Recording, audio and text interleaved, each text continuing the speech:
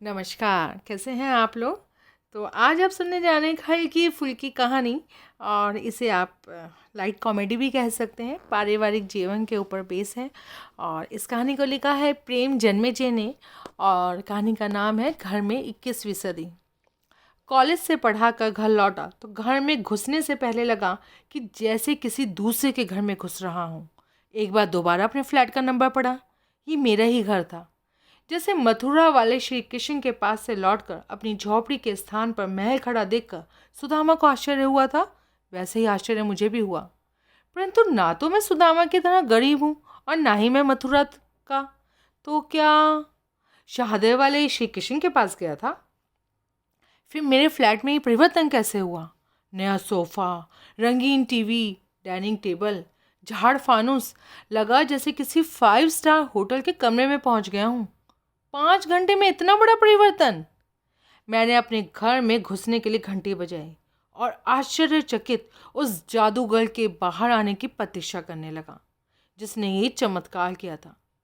तभी पत्नी के सुमधुर स्वर ने मेरे आश्चर्य को तोड़ा। अरे, आप बाहर क्यों खड़े हैं? अंदर आओ ना। मैंने पत्नी की ओर देखा। वो पहचाने ही नहीं जा रही थी। लग रहा था जैसे कोई ब्यूटी पार्लर मेरे सामने खड़ा हो। ये सब क्या है? तुम अंदर तो आओ, सब बताती हूँ। आज वह पत्नी की तरह नहीं बोल रही थी, अपितु चिड़िया की तरह चहक रही थी। मैं अंदर घुसा तो डरते डरते नए सोफे पर बैठा। बैठने में तकलीफ हुई। ये सोफा कैसा है? बिल्कुल भी आरामदायक नहीं है। हम्म, तुम्हें तो कोई भी नई चीज़ अच्छी नहीं लगती। 15 साल बाद ऐसे ही सोफे बनेंगे। मैंने अभी से बनवा लिए। ये क्या चक्कर है? मैंने कमरे में अपनी अजनबी निगाहें घुमाते हुए पूछा। चक्कर? तुम्हारे चक्कर में तो सारा घर कबाड़ बना हुआ था। कोई ढंग की चीज़ दिखाई नहीं देती थी। लगता था जैसे बाबा आदम के ज़माने में रह रहे हैं। पड़ोसियों में कभी जाकर देखा है तुमने? कभी लोगों के घर देखे हैं? देखकर लगता है जैसे आज के ज़माने में जी रहे हैं। और एक हमारा घर कबाड़ी की दुकान लगता था। तुम तो चाहते ही नहीं कि घर सुंदर सुंदर दिखे, आधुनिक बने। तुम्हें तो अपनी मास्टरी से मतलब है। लेक्चर झाड़ दिया, हो गया काम। घर भी अपनी तरह बना रखा था।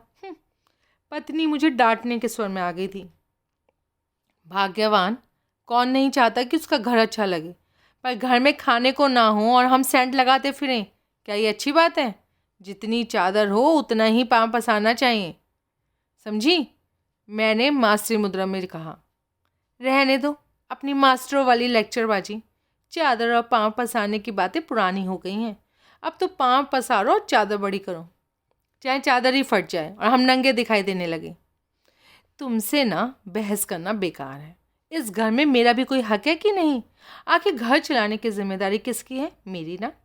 कुछ दिन मैं अपनी तरह से घर चलाना चाहती हूँ। चला नहीं सकती हूँ क्या? शादी के बाद से तुम ही तो चला रही हो। सारा घर ही तुमने बनाया है। अब इस घर में तुम्हें खराबी नजर आ रही है? मेरा ना एक सपना है, उसे मैं पूरा करूँगी। सब कुछ नए तरीके से होगा। पत्नी की आंखों में सपना तैरने लगा और मेरी आंखों में रेगिस्तान की रेत। पर इन सब के लिए पैसा कहाँ से आएगा देवी? तनख्वाह तो उतनी ही है, एक आध डी और मिल जाएगा। फिलहाल तो हम उधार से काम चलाएंगे। उधार? उधार बहुत बुरी दलदल है, राजनीति से भी बड़ी दलदल। सारा देश उधार पर चल रहा है। तुम्हारा मतलब है देश दलदल में फंसा है? हम तो वैसे भी धीरे धीरे बचत करके सब चुका ही देंगे। पत्नी ने अपनी 5 वर्षीय योजना की घोषणा की। कैसे? देखो, घर की प्रगति के लिए हम सबको कुछ ना कुछ कुर्बानी करनी होगी। कर्ज उठाना होगा, तुम्हें अपने सारे फालतू के खर्चे बंद करने होंगे। जैसे फिल्म देखकर आंखें खराब करना और पान खाकर पैसा थूकना। अरे, पान तो वैसे ही बहुत कम खा रहा हूँ मैं, पर तुम जो रोज़ ढेरों लिपस्टिक खा जाती हो वो लिपस्टिक ज़रूरी है सुंदरता के लिए। तुम तो चाहते नहीं कि मैं सुंदर दिखाई दूँ। लोग तुम्हारी पत्नी को सुंदर कहें, खुशी नहीं मिलेगी तुमको। मुझे तो पान खाने से भी वैसी खुशी मिलती है। पान पर खर्च ही कितना होता है? तुम जो विदेशी लिपस्टिक के खाती हो उसका 10वां हिस्सा भी नहीं होता होगा। हमें तो भैया देशी पान चाहिए, तुम्हें लिपस्टिक भी विदेशी चाहिए। देख रहा हूँ आजकल विदेशी चीज़ें तुम्हें बहुत पसंद आने लगी हैं। विदेशी कार, विदेशी टीवी, विदेशी सूट, विदेशी कंबल। तुम तो पूरी विदेश में होती जा रही हो। तुम तो ठहरे ही दकियानूस। और तुम भी तो गांधी वांधी हो। जब भी कोई संकट होता है गांधी गांधी पुकारने लगती हो। गांधी जी ने तो स्वदेश पर बल दिया था, विदेशियों चीज़ों की होली जलाई थी। उन परिस्थितियों में वो आवश्यक था। तब हम गुलाम थे और आज़ाद होना चाहते थे। अब तो हम पूरी तरह से आज़ाद हैं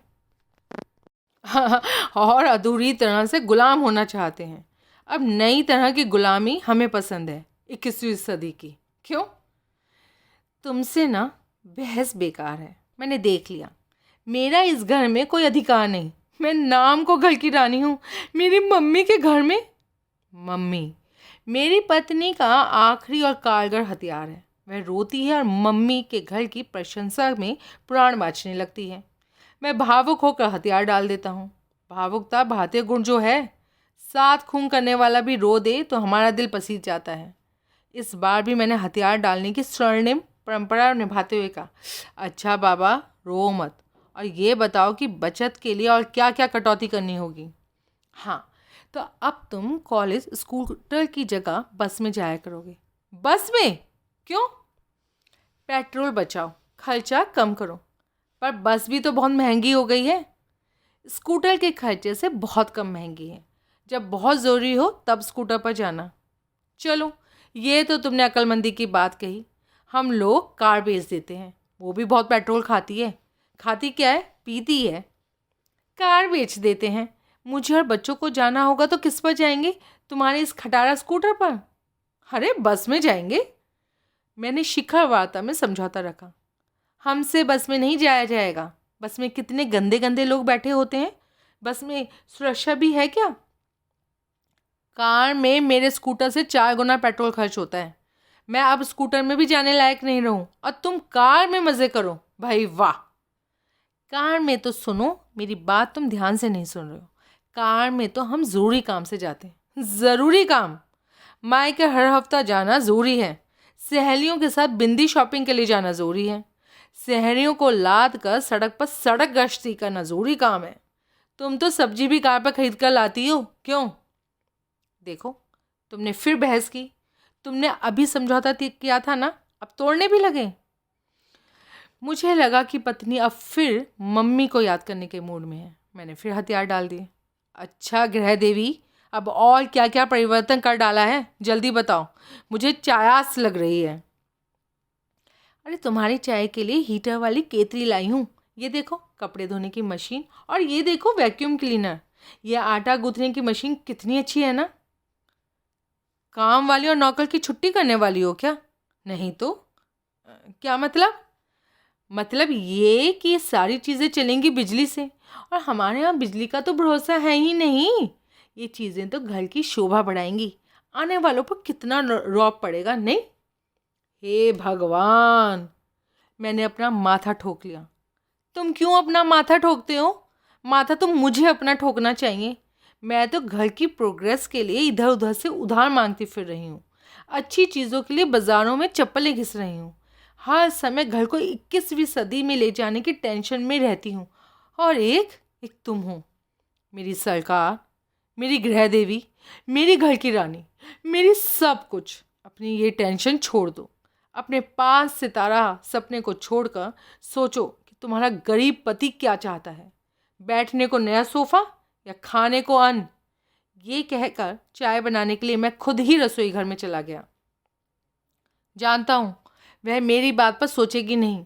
उसने रंगीन चश्मा पहना हुआ है। सावन की अंधी है, उसे पतझड़ क्यों दिखाई देगा? आखिर उसकी मम्मी ने उसे पतझड़ देखने कहाँ दिया है? इस बीच मेरी पत्नी ने घर को 21वीं सदी में ले जाने के लिए, अपने सपने को पूरा करने के लिए बहुत कुछ किया है। मेरी और बच्चों की अलमारी में बचत के नाम पर जो कुछ था, छापा मारकर उसे जब्त कर लिया है। उसकी अपनी अलमारी सुरक्षित पड़ी है, उस पर छापा मारने की हम में हिम्मत नहीं है। घर में सब्जी, धोबी, दूध, इन सब का हिसाब लगाने के लिए कैलकुलेटर खरीद लिया गया है। मौसम, शेयर मार्केट का हाल जानने के लिए टेलीटैक्स लगा दिया गया है। बच्चों की पत्रिकाएं बंद हो गई हैं, अखबार बंद हो गया है। केवल दूरदर्शन हाजिर है हर मर्ज की दवा के लिए। पत्नी खाना एक ही समय खिलाती हैं, हमारे हेल्थ के लिए बहुत ज़रूरी जो है। पत्नी का सपना हमारी खुली आंखों को बंद करने की कोशिश में है।